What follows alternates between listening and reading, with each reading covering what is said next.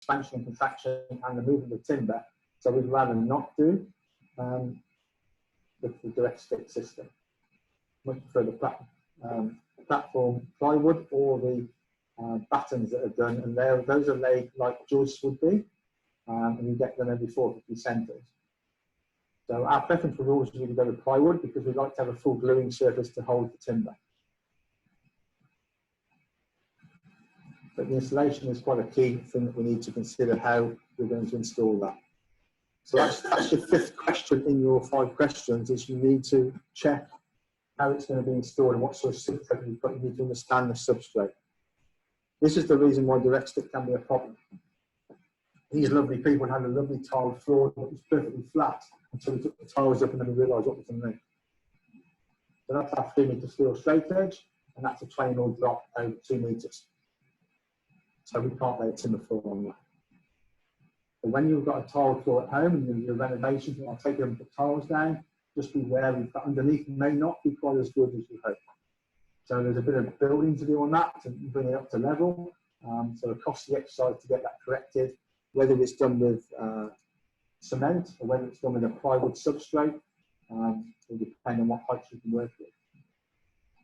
But that is a worry with direct stick, is we need that level of accuracy. We've got 3 mm 3 metres there. So that's the tolerance we're working to. So anything more deviation than that starts to give us a problem when timber won't go over and under the different humps and bumps of the slab. Particle board. Big part here is it's laid perpendicular to the joists. Even architects think that if they put a yellow tongue down, it's 19mm thick over the top of the joist, they can then lay the timber whichever way they want. The reality of it is it's a risk. If that timber comes under pressure, as we spoke about, 400 kilos per square metre approximately, that will twist the joints underneath. It's travelling the same direction as the flooring, that timber joist can twist. And that means your floor is going to do that. So we'd always recommend it goes perpendicular to the joist, even though you've got that particle board in between. Over existing tongue and groove, I just reverse what I've just said, because we now want to lay perpendicular to the existing timber floor, which means we're going parallel to the joist that are underneath that floor. However, the floor itself that was originally laid is holding those securely, and the 2 floors that are laid perpendicular will not conflict, and they'll both expand and contract as they want to. If you want to lay the new floor over the top of the existing floor, the same direction, we would recommend we use a slip joint. It allows them to both move independently. Free floating. Those are what I talked about in reality. A little sketch of those to show how they're going to be, and then the quad molds that we spoke about.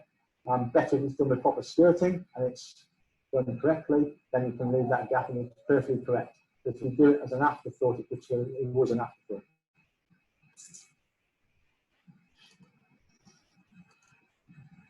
Same considerations though, we still want the floor to be reasonably flat, even though it is floating. That's an image you can see there where the actual plywood beam has actually allowed the chipboard that was fixed to it to break the glue line and pull a nail out. That's the timber doing its thing above, under pressure, and just pulled the nail straight out of the joist. That's what I mean by the timber going, the flooring going like that, it will actually cause that issue along the joist. You'll either find the weakest point, it will twist the joint. If that's screwed down, it probably would have twisted the beam, but as it was nailed, it just pulled it out. All right, quickly look at finishes, because obviously this is one of the 5th question that you need to ask yourself, is what sort of finish you're going to apply to your chosen timber. Okay, so difference between polyurethane, first of all, very rarely used nowadays because of the toxicity in it. It's carcinogenic and really not encouraged to be used at all. Most people use the commercial water base, and more people are using the natural oils and waxes. That was what I was saying about the waxes, where they actually move with the timber because they're not a plastic glad wrap. They actually will absorb into the timber, and as the timber expands and contracts, it goes with it. So you don't get any edge bonding. Edge bonding is when the plastic coat is done and it's dropped just between and the timber's released because it's reduced in its width. It's actually cracked the lacquer, and that's called edge bonding. It's like a gun going off in your house. It's huge. So the oil is much more forgiving for that. So that's called an in-grain line. So we've actually taken the grain and dragged out the soft growth. And by doing that, we formed a recess to enhance the grain. We filled those grain recesses with lime, sanding it back flat, and then actually we've got the timber coming back through and you coat and seal it over the top.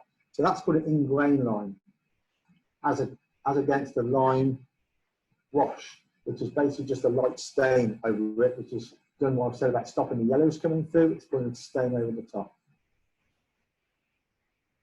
That's a beautiful oak floor painted white. Why would you do that? I don't know, but they wanted to do that. I can tell you, it's Mick Fanning's house down on the Gold Coast. What he wanted to do was have everything white, like his walls and the floors, and then everything else was covered with gloriously coloured and beautiful circles. But yeah, we actually had to leave gaps in the boards randomly because he wanted to look old. So every board had to have a different gap in it. So that's how, yeah, everything's still own. In contrast, a beautifully American oak chevron pattern laid floor. And the beautiful thing about the oaks, French and American, it's that little bit softer than our trees over here. And it allows the grain to really be enhanced when you stain it. It brings out the beautiful grain. It stains beautifully. So whether you go natural or you go a stain, it actually then enhances the grain. That's just a clear coat on the French oak.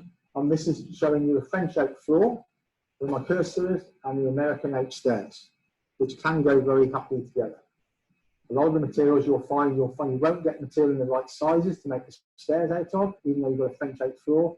So often they use American oak for the stairs, and that's perfectly okay, as long as you finish it correctly to match.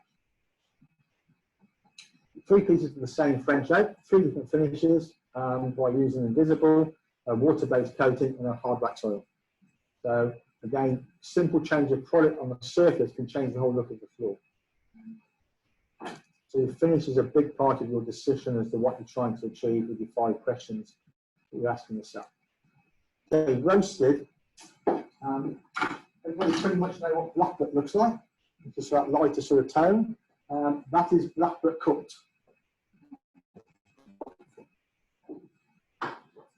Essentially it's that, so it's been carbonised. Okay, so it's been carbonised, taking the same grain, predominantly blackbutt, with a bit of stringy bark, sometimes roasted in amongst it. But essentially what we've tried to do is to take people away from putting a stain on it, because if you take the timber and stain it, you then sand it off, you go back to the original colour. Or when you damage it, you've got the original colour underneath. From that point of view, that's essentially all the way through, that's just a clear coat. So if you damage that, it's still the same colour. So when you re-buff it in and you want to retain that colour, then you will achieve that. So that's the roasted images of them. Acoustics only really come on, rushing through this a bit now as we're pushing on for time, but generally the acoustics is only going to come in when you're doing this in a high-rise, you've got multi-res, and you think about the other people living adjacent to you, then this becomes quite a relevant factor that they've got to comply with the body core and regulations of what the noise transfer is. It's only ambient noise that this will actually affect. It's not going to stop you making noise when you dance on your heels. It's going to be the ambient noise of conversations, TVs, etc. that is trying to help.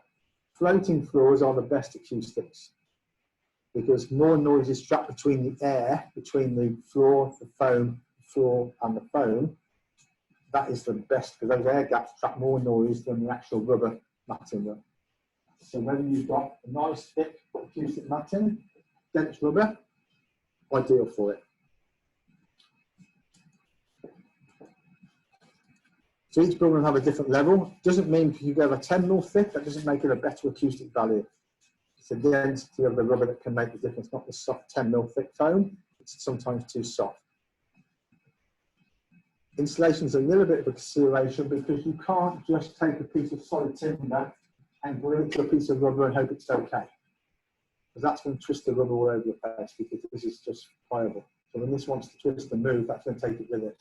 So you can't do it straight onto the rubber. You can with engineered floors, because the stability of that is going to stay flat and that's going to be perfectly happy. So engineered wise, happy to glue it direct onto the matting, but with a solid timber, you've got to put a plywood structure in between it So therefore, you've got some height things to consider as well that might cause other problems in the installation.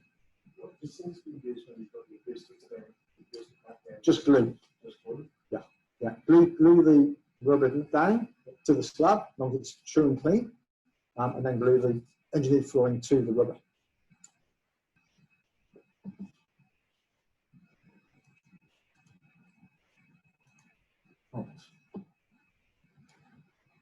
Okay, so just quickly on that, those three systems.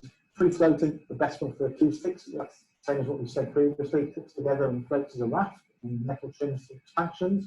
The full glue system means we're going to glue the rubber, glue the plywood, and then glue the timber on top. By suspending over the slab means we could actually put a steel pin through the ply, through the rubber matting, and then pin it. So your answer to your question is there's two ways of doing that. It's cheaper to do it with the ply suspended with the steel pins, but those steel pins, the noise test engineers would actually argue those pins can transfer some noise, and they can. Limited, very restricted, but we've done test both ways. It's very minimal difference, but it can make a difference. But it's much cheaper to do it. The full glue system is the full, but you've got the height of it and the time and the cost in doing that. And everything's got a different one. Different set of parameters and each job's looked after. Acoustics become a residential room, not so much on the slab, but for upstairs. Yeah. We need to be looking at that phone option for acoustics always. My advice for you is not to spend money on rubber, Yeah. but to spend money on a gyprock and an installation between the joists. Yeah. The bats inside there will give you much more resistance to the noise transfer. And also, if you can use an acoustic gyprock on the other side of the ceiling, that's going to do a lot more than the cost of a $50 square metre rubber. Yeah, and you don't need it. You're going to spend money on it when it's cheaper, great, but much more achieved by using those bats and the gyprock correctly. Which is why when we look at a high-rise multi-res, the first thing we look at is to see whether they've got a concrete with just a spray paint on it, or whether they've got a suspended ceiling as well, because that's going to be much more acoustic helpful. Thank you, everybody. Anybody got any other questions? Yes, sir. The cost differential between a floating floor and floating floor installed floating floors are going to range from around about 110 to 130, 140. A solid timber floor will range from 160 to 250. And a good quality engineered floor glue installed correctly would be around about 180 to 220. So the good quality engineered now, there's not a lot of difference between that and the solid timber. And as I tried to sort of explain, the reason you go for an engineered rather than a solid is because it's the right application for your environment. And you want a big wide board. You know, we do some floors that are 340 wide, and those have to be engineered, otherwise we'd never be able to control the movement. So there are the right ways and right times to do it, and there are right times to do the floating floor. And what's the next width you would suggest for a solid timber? For width? Yeah.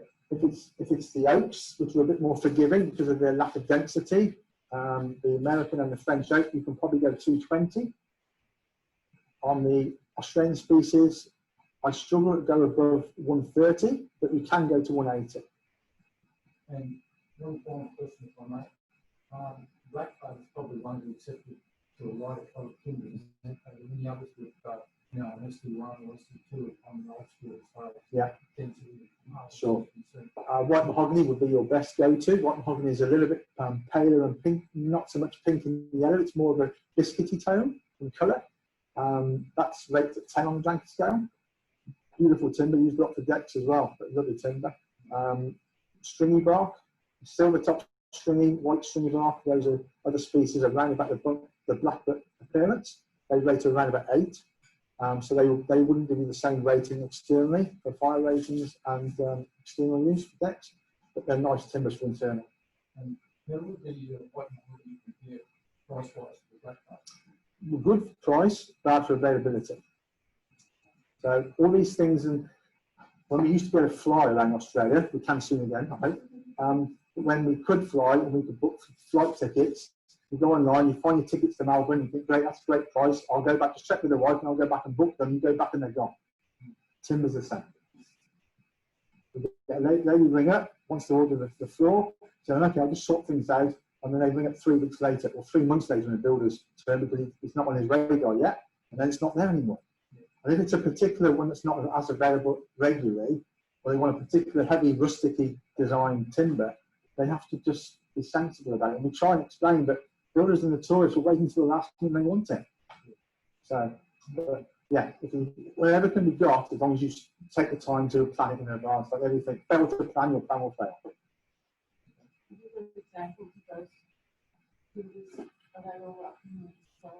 I haven't got white mahogany, but I've got stringy bark. Yes. I have a question of mine. What can be done with gaps that are so wide that dust and rubbish accumulates? Really depends on the age of the house. If it's an old house, it's a Queenslander, it is what it is. Yeah. And I always recommend that people don't try and fill them because they often look worse. Just get a good vacuum. Because they can't really be closed up. They, She's saying it is new. It's new. Yeah. Get the flooring company back to find out. This time of year they will be open. I have to say, we get phone calls in June, July to say exactly this. Our floors have opened. Okay. However, bring us back in November, they'll all be closed. And that's the floor just behaving normally. So I would let it go this year. See in the summer when the humidity is high again, those floors will close up. If they haven't, get it checked out. Get them back and get the moisture checked and find out what it's reading. Because it shouldn't be. Oh, she says it's been white since January 2019. Yeah, it's been white since 2019. Okay. They may have installed it too wide initially and it hasn't closed up. So, yeah, I'd just get it checked. Can you comment on the frequency of sanding? What drives that? Just wear and tear, or? With frequency, yeah, just wear and tear generally, obviously unless you've got damage or a problem. They normally recommend on a water-based coating, you would normally recommend sanding every 15 years. That's the sort of life you should get. The waxing, they reckon sort of 5 to 7 is realistic. The big thing about the wax advantage, and I think we touched on this, is the fact it's repairable. With a plastic polyurethane, whether it's the toxin one or the better water-based one, it's a plastic polyurethane. So it's actually sealed the timber. So when you damage it, you have to sand it off to reapply it to solve the problem. With the wax, you can't damage the surface because the surface actually has been absorbed into the timber. So when you damage the, pets, dogs, chairs, whatever, damage that surface, you can just buff that area back in with some more wax. You don't have to sand the floor. So that floor will essentially last forever. You can re-clean it, you can re-pot wax it, however often you want to. But you can spot repair much more easily than you can a plastic coating, which is non-repairable. Is there any way you can suggest where you go to see the white mahogany, white or same color? I get samples.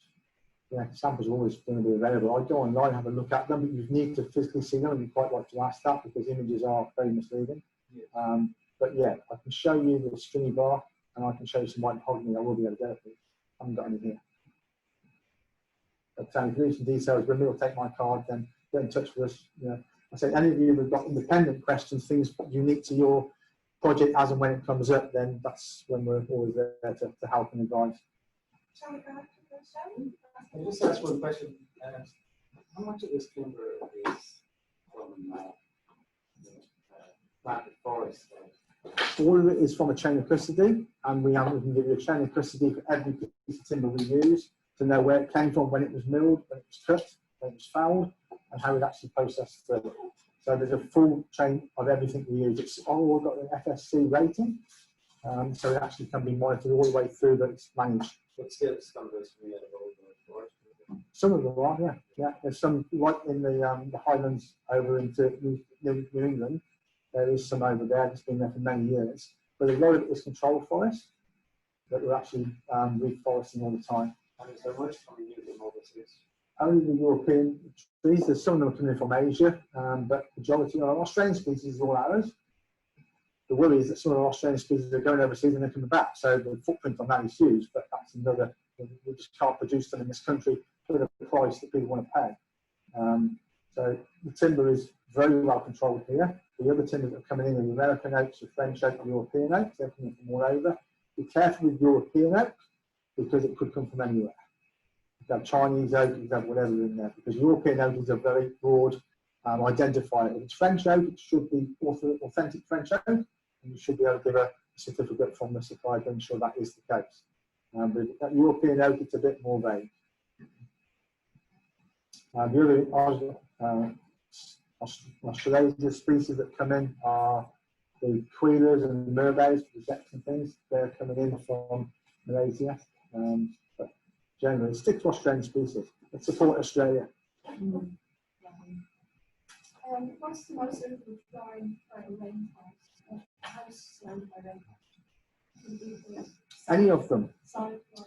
Yeah, well, any of them. It depends where you are. It's not even that you wouldn't touch. Not if it's controlling the rotten environment. I'm just concerned about the environment. We're going to do one up in, we're doing one up in Early Beach at the moment. There's a different set of environments to make sure we can acclimatise that properly. The only time we've ever acclimatised timber properly for one installation was the art gallery, because we know 24/7 that's completely temperate. Nothing changes 24/7. Where any domestic house is going to have areas where it's shut up. You wait for 3 months, it's got hot. You come back, you whack the air conditioning on, and the floors are going, whoa, what's happening? So the beautiful position for any timber floor is a completely temperate environment, which is difficult to have when we live in a lovely climate. So the higher you go, the more moisture you've got to contend with, the more expansion we need to monitor. But any of the timbers that are from Australia should be temperately okay to survive and work very well. If it's a Queensland timber and you're going into Queensland, better. If you're going further south, going to New South Wales, use timber from down there. So part of the acclimatisation is important, but where timber comes from, we also work out.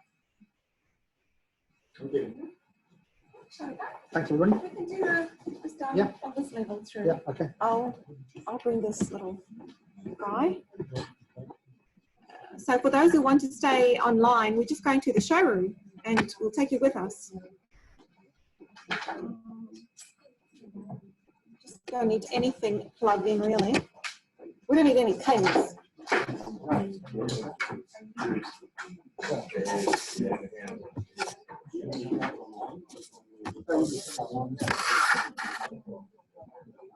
Sorry.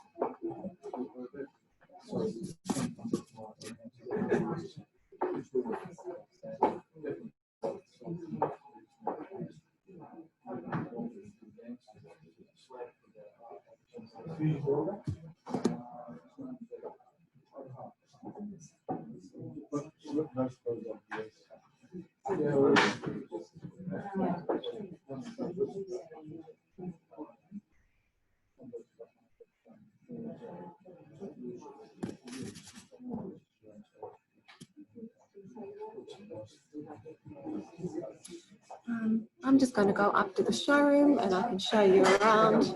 And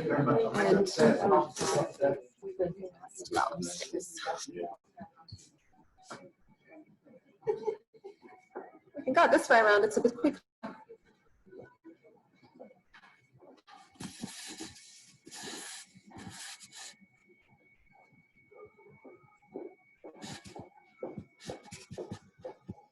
Okay, here we go. This is the new Religion showroom. Almost finished. Some Newport shutters. Great pearl. These are beautiful Caesarstone showroom. Yes.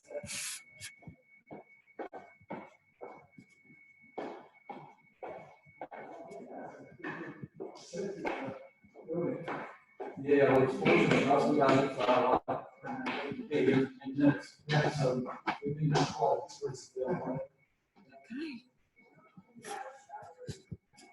Here we go. This is the beautiful Queensland Timber Floor showroom. Just going to give you a little bit of a view.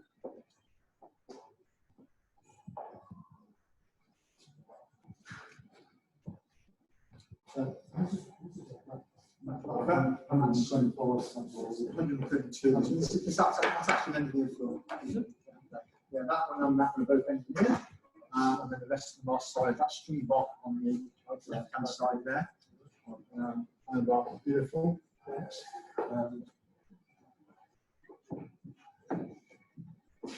It's like that. This is spread into the colour. The other one you could consider actually is grey box. But you consider Tyler's. We had a beach there yesterday. Tyler was beautiful. It had a lot of sun exposure on it. The eye. Yeah. Again, yeah, coated with wax from there was much yeah, it's like, yeah, but that's got a whole bunch of that.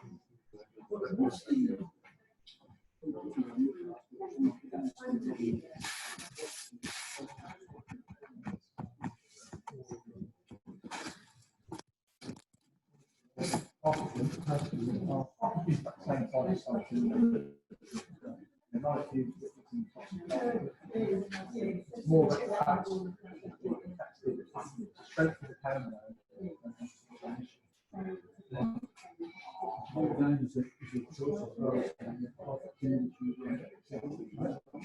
Mostly got friends visible in dimension. They tend to be the small block more. You can have them to clean more with the bigger block.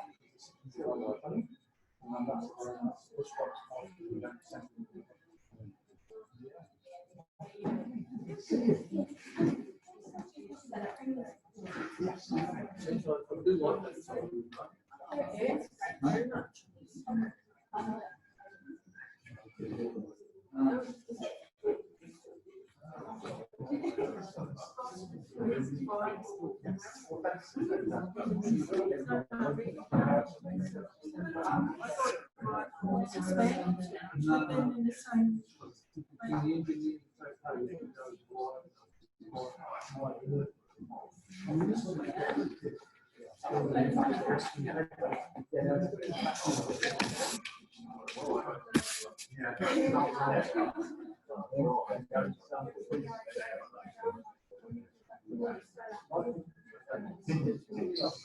If there are any more questions, if you'd like to put it in the chat box, I can see if I can get Andy's attention.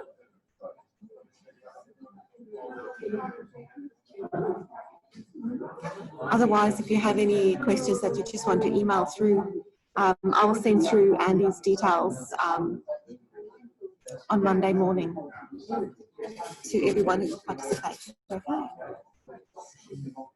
So I'll just give you another view of the showroom. Everyone's having a little chat. If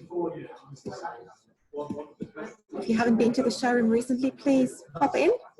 Open 7 days here at the centre. You can see all their beautiful product. So thank you very much for joining us online. I'm going to end the meeting now, and we hope to see you again soon. All right. Thank you. All right, just see what I'm doing. What am I doing?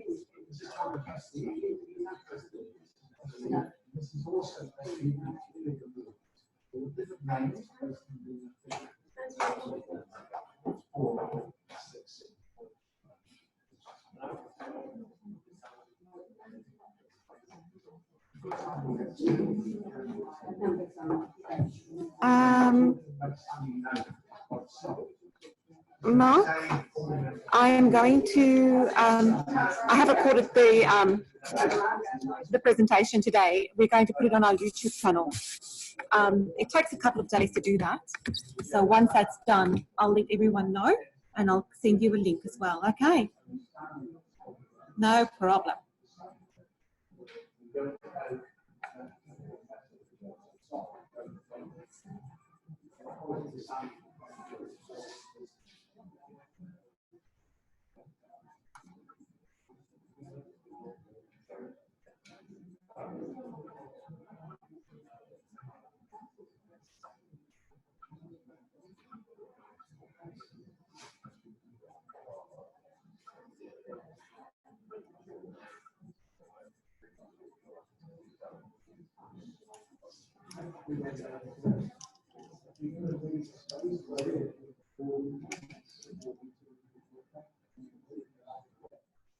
the parking space. You're not going to get the door,